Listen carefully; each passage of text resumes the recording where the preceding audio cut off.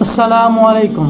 دنیا میں ویسے تو بے شمار مذاہب ہیں، لیکن ایک ایسا مذہب بھی ہے جو ابھی تک لوگوں کی نظروں سے پوری طرح اوجھل ہے، جس کو سمجھنا نہایت ضروری ہے۔ یورپ اور اس کے اتحادی مسلمانوں کے اتحاد اور اتفاق کو تسلیم نہیں کرنا چاہتے۔ ان کے مطابق مسلمان ریاستوں کا اتحاد ان کے وجود کے لیے ایک ایسا خطرہ ثابت ہو سکتا ہے جس کا فوراً حل کرنا ضروری تھا۔ دراصل ہم جتنے بھی فتنے آج دیکھ رہے ہیں وہ سب کے سب اسلام کو جڑ سے ختم کرنے کے لیے ہی وجود پذیر ہوئے ہیں، ورنہ کوئی اور مذہب انسانیت کی بات کرتا ہمیں دکھائی نہیں دیتا، کیونکہ کسی کو کوئی فرق نہیں پڑتا۔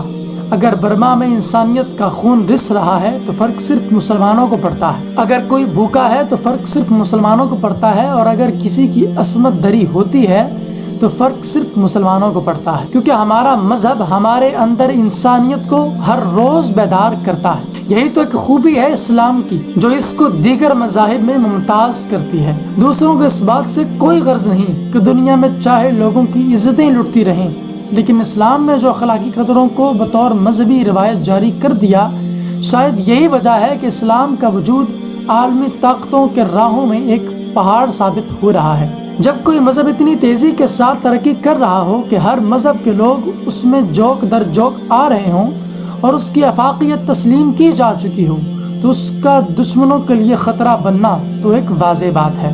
جب کوئی مذہب عالمی سطح پر ابھر کر سامنے آتا ہے تو اس کے دشمن بھی عالمی سطح کے ہی ہوتے ہیں۔ عالمی طاقتوں نے اسلام کے وجود کو نقصان پہنچانے کے لیے نت نئے ہتھ کنڈے استعمال کیے ہیں۔ ان میں سے ایک ہتھ کنڈا نیو ورلڈ آرڈر ہے۔ اس کے ذریعے مسلم ریاستوں کے درمیان اتحاد کو ختم کیا جائے گا، ان کے وسائل پر قبضہ کیا جائے گا، ہمارے آپس کے چند ایک چھوٹے چھوٹے مسائل کو ہماری انا کا مسئلہ بنا کر پیش کیا جائے گا، اور ہمیں جدید تعلیم کے نام پر ہماری تعلیمات کو فرسودہ، پرانی اور بیکار بنا کر پیش کیا جائے گا۔ ہمیں ہماری تاریخ بلا کر ہمیں ان کی ٹیکنالوجی کے پیچھے لگایا جائے گا اور ان کا محتاج بنا دیا جائے گا۔ ہماری معیشت کو ان پر انحصار کروایا جائے گا، ہمارے وسائل کو ان کے لیے استعمال کیا جائے گا، ہماری اخلاقی قدروں کو بطور فیشن پامال کیا جائے گا، اور رفتہ رفتہ ہمارے مذہب کی جڑوں کو کھوکھلا کر کے ہمیں ایک ایتھیسٹ بننے کا کہا جائے گا۔ پھر ہمارے ذہن میں یہ بات ڈالی جائے گی کہ دنیا کا خیر خواہ صرف انگریز ہے جس نے پوری دنیا میں تبدیلی کی لہر پیدا کی۔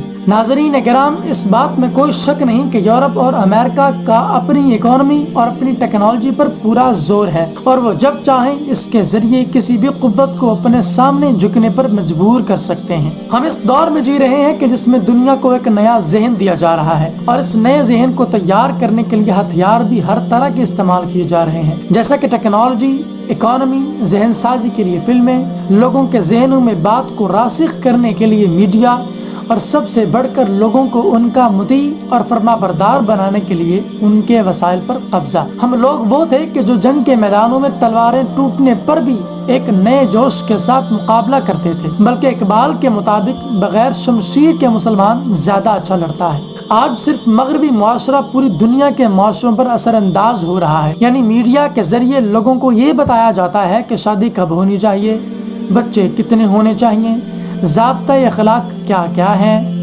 آپ دیکھ سکتے ہیں کہ معاشرے کے نظام کو تبدیل کرنے کے لیے ہر شعبے میں محنت کی گئی ہے۔ لوگوں کا پہناوا، کھانے پینے کے اوقات، سونا جاگنا، طرز رہائش، انسان کی ذاتی زندگی، خواہشات میں اضافہ یا تعلقات کی بنیاد، کاروبار کے طور طریقے، ان تمام باتوں میں لوگوں کو کھینچ کر اس نئے مذہب میں شامل کیا گیا ہے۔ صرف یہی نہیں بلکہ عالمی اداروں نے اس کو بدماشی سے دنیا میں نافذ کروایا ہے، اور عالمی اداروں کے تقریباً سبھی آنرز یہودی لابی کے ساتھ متفق ہیں یا خود یہودی ہیں۔ یہ نیا مذہب دراصل لا دینیت کا مذہب ہے۔ مذہب کا نام اس لیے استعمال کیا جاتا ہے کیونکہ مذہب کو لوگ چھوڑ نہیں سکتے۔ انسان کے دماغ میں مذہب کی جڑیں بڑی گہری ہوتی ہیں، اس کو اکھاڑنا بہت مشکل ہوتا ہے، لیکن اس کو آہستہ آہستہ تبدیل کرنا اتنا مشکل نہیں ہوتا۔ آج وہ دور ہے کہ جنگ تیروں تلواروں سے نہیں بلکہ نظریات سے لڑی جا رہی ہے۔ ناظرین کرام، اس نئے مذہب کا ایک بہت خطرناک ہتھ کنڈا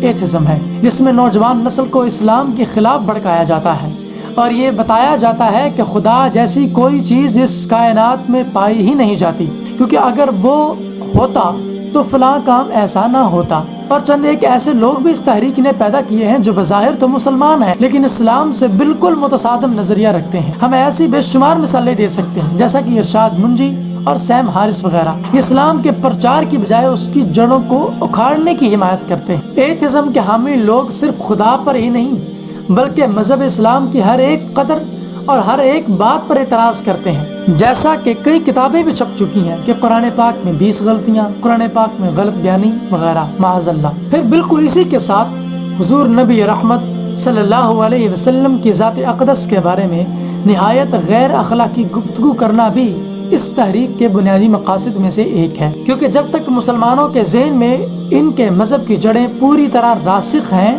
تب تک وہ اس کو ختم کرنے کا سوچ بھی نہیں سکتے۔ اس لیے ان کے ہتھیاروں کی نوعیت بدل گئی ہے۔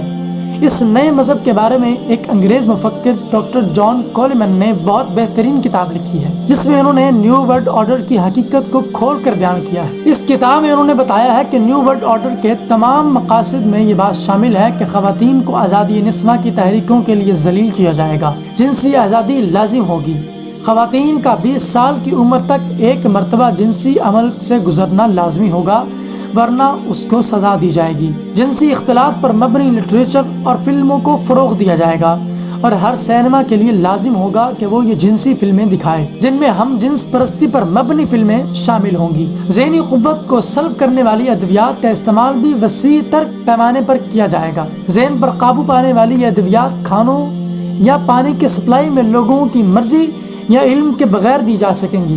تمام صنعتیں ایٹمی توانائی سسٹم کے ذریعے تباہ کر دی جائیں گی۔ ناظرین کرام، ہمیں صرف یہ فیصلہ کرنا ہے کہ ہم کس طرف کھڑے ہیں اور ہم کس کشتی کے مسافر ہیں۔ اگر اسلام سے وابستہ ہیں تو اس کو نافذ کرنے میں اپنا حصہ بھی ڈالنا ہوگا، کیونکہ عنقریب وہ گھڑی آنے والی ہے جس کے بارے میں قرآن پاک نے بار بار مسلمانوں کو تنبیہ کی ہے، جس کو ہم قیامت کہتے ہیں۔ ہمیں فیصلہ کرنا ہوگا کہ ہم رحمانیت کی طرف ہیں یا شیطانیت کی طرف۔ ہم انسانیت کو ختم کرنے کے درپے ہیں، ہم انسانیت کی بقا کے قائل ہیں۔ یہ فیصلہ آپ لوگوں کے ہاتھ میں ہے۔ اگر آپ کو یہ ویڈیو اچھا لگا تو اس کو لائک کریں، شیئر کریں اور کمنٹ کریں، اور میرے چینل رباط ٹی وی کو ضرور سبسکرائب کریں۔ میں ملوں گا آپ سے ایک نئی انٹرسٹنگ ویڈیو میں، تب تک کے لیے اللہ حافظ۔